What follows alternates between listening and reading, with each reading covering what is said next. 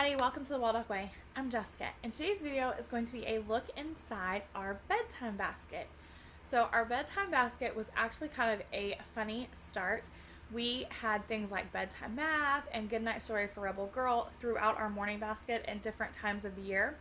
And my daughter is very literal, like extremely literal.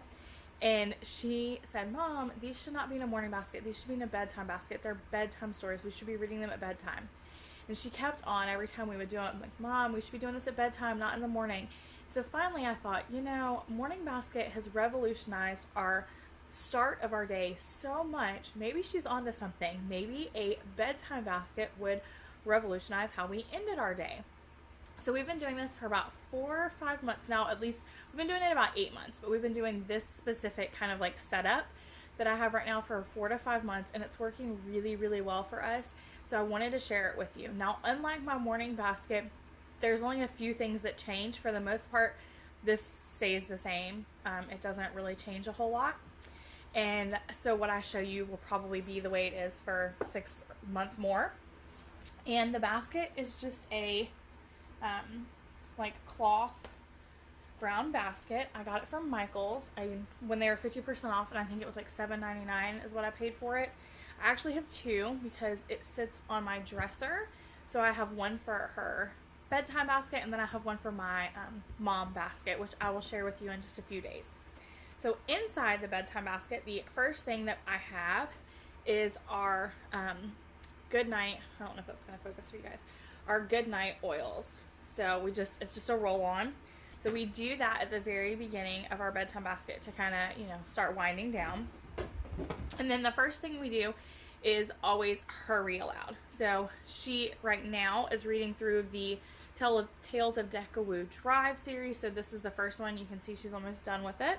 But her read aloud goes in there, and she might read one page if she's tired. She might read a whole chapter. She might read 3 chapters. There's no like a requirement. It's just for her to kind of read us a bedtime story too. Normally at this point her daddy is still awake, so she reads him to sleep, which I think is so cute. And then I also have our Together book in here. Again, we may or may not read this every night, because if she's super tired by the end of the day, I don't require her to read, because we've probably already read this at some point throughout the day, maybe after lunch or in our morning basket if we had extra time. So we may or may not read this. It's probably 50-50, honestly. And then we have Bedtime Math, because, well, if you didn't know, this should be being done at bedtime according to Emily. And these are really, really short and sweet. If you've never seen inside, this is what you read, and then there's math questions for 3 different age kids.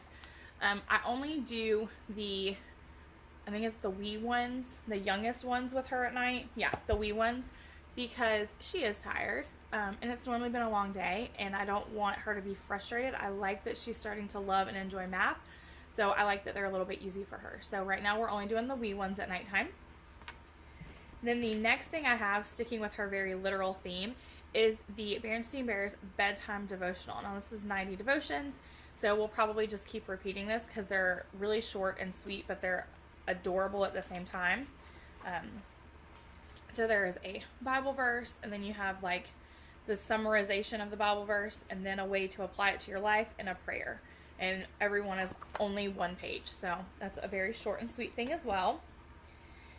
Then I also have a poem for every night of the year. Now there is also a poem for every day of the year. It just so happened when I ordered that the night was on sale and the day wasn't, so it was like $3 cheaper to get the night one. There are different poems in each, so you could have both. My plan is to actually own both and rotate if I can get her out of the very literal theming, where we would do 1 year with the night and then 1 year with the day and then go back to night. So that way we were kind of having a year break. I love this. It's kind of a thick book, but I love it because, for instance, let me see if I can find one that is example. Here we go.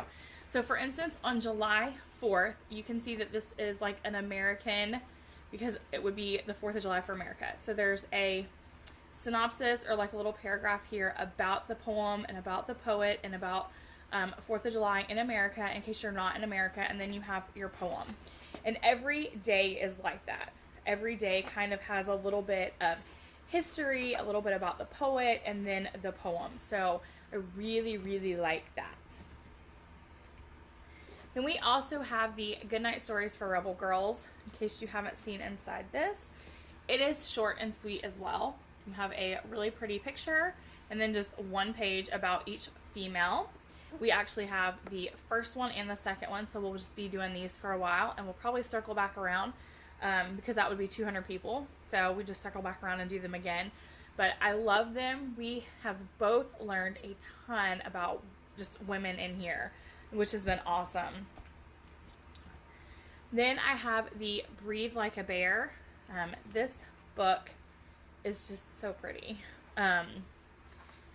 So there's all of these different like breathing exercises, and so we do one every night because they have be calm and focus and imagine and relax, and they're just really, really simple and sweet. For instance, the very first few that we learned were like smelling the flowers and blowing out the candle. So it's teaching kids to breathe in through their nose and out through their mouth, that in a way that they understand. And another one was like about hot chocolate and how you blow on your hot chocolate to cool it off, and then you sip it and it warms your whole body up. And then when you're done sipping this wonderful hot chocolate, you exhale in a happy like, that was so good. Anyway, it's some really awesome breathing techniques that have actually come to fruit outside of our Bedtime Basket as well. So we love that book. Then we have our read aloud. Not a read aloud that's tied to any kind of curriculum. Our bedtime read aloud is just our fun read aloud, which right now is the Dragon with the Chocolate Heart. So I read 1 to 3 chapters out of our read aloud. It just depends on how tired she is and whether she's having kind of a restless night or not. And then if she still isn't asleep because she's having a hard time falling asleep, we keep our Sassafras Science Adventures in our Bedtime Basket too. I have this on audio as the MP3 on audio for all of the books. We've read through the entire series once and we just started them again. So if my voice is still holding up at this point, because it's probably been a long day and I've read a lot, then I will read the book. If it's not holding up anymore, then I will just play the audio because there's not really a lot of pictures in the book that she's missing.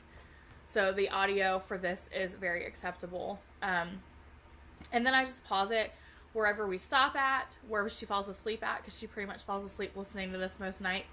And then the next night when we play it, she'll say, oh, I don't remember that. And I just slowly back up until she goes, okay, I remember that. And that's where I start it the next night.